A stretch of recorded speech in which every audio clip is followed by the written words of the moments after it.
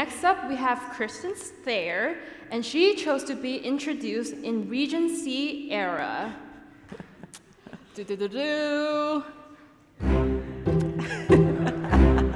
Her Majesty, Queen of meeting impossible deadlines and the talk of the town. She's the engineering manager at Seesaw Learning and has promenaded to CascadiaJS to talk about how to manage up. True queen behavior. And in the most extraordinary display of skill that can impress the whole, she can manage to change a poopy diaper during a business meeting. Long may she reign. It's Kristen Thayer.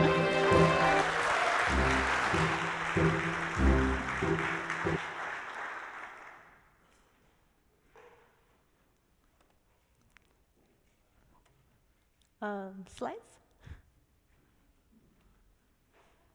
All right, there we go.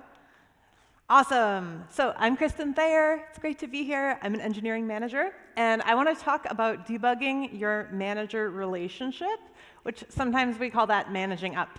And there are so many great talks and ideas here, and I know from experience, sometimes you go back from a conference and you're like, I want to try everything, and your manager does not get the vibes. So that's where managing up comes in, and this talk is about how to get your manager on your side when something matters to you. So as a manager and as everybody's manager friend, I get a lot of questions that fall into this bucket. I want something from my manager, but I don't know how to ask.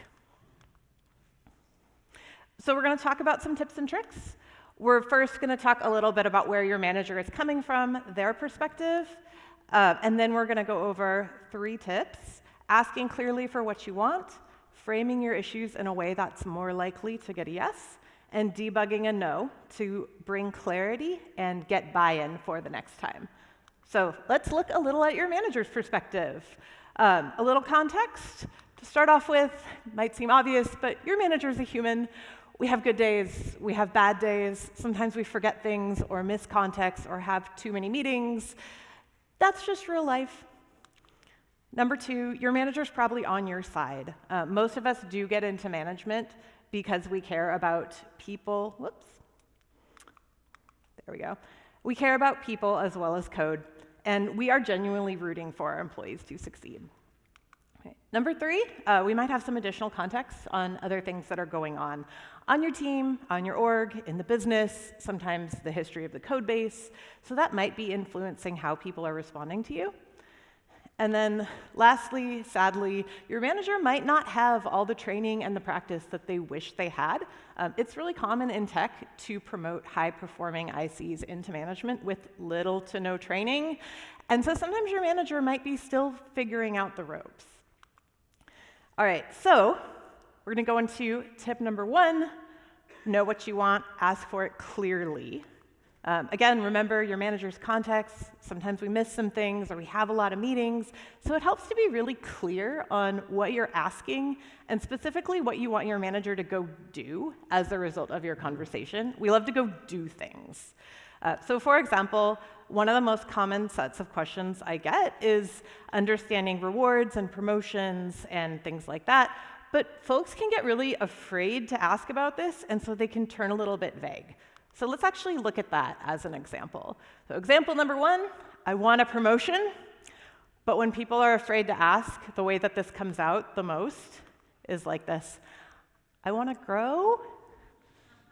And like, that's cool, that's a start, but for your manager, they're going to be like, well, grow at what?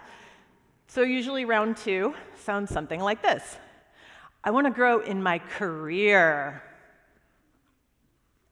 Which might feel very forward, but from your manager's side, they're like, okay, what do you want? Soft skills, cross-team communication? Do you want to be on a different track? PM, TPM, what do you want? So you can be really bold and really specific and ask for what you want. So here's one example.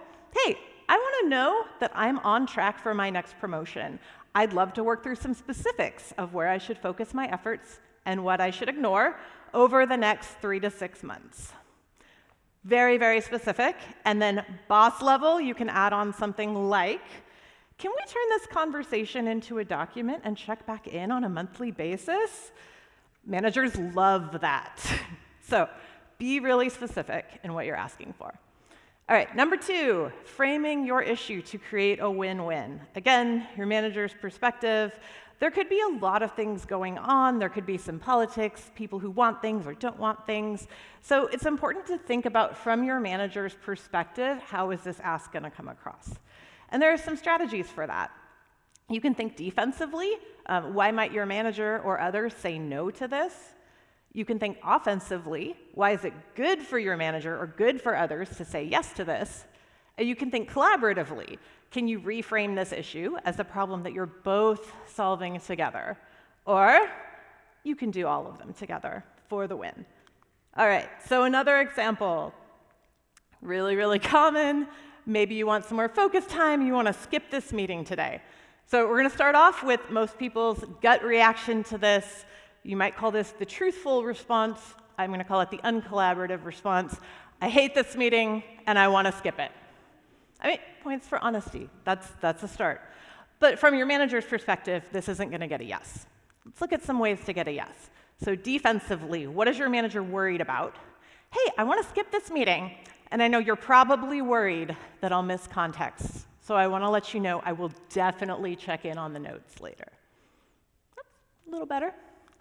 All right, let's think offensively. Why is this good for your manager? Hey, I think I can finish this ticket if I can get 1 more hour added to my focus time, which is right next to our meeting.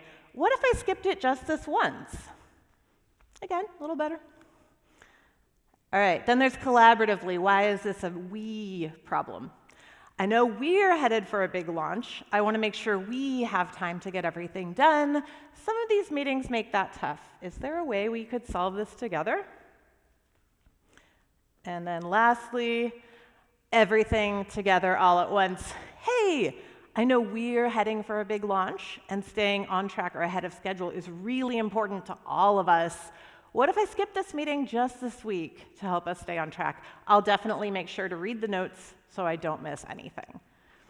And putting all those things together, much more likely to get a yes. All right, so sometimes you do your best, you ask clearly, you think defensively and offensively, collaboratively, and you still get a no. So now what? And the good news is, remember your manager context, your manager might be on your side, but just tired or they missed something. So this is where, as a developer, you get to put your debugging skills to work. You can drop a breakpoint in that interaction, examine where and why it's going wrong, and change your inputs to get different outputs for the next time. So some of my favorite debugging questions, you can literally use them verbatim. I promise these work. You can say things like, is there any wiggle room?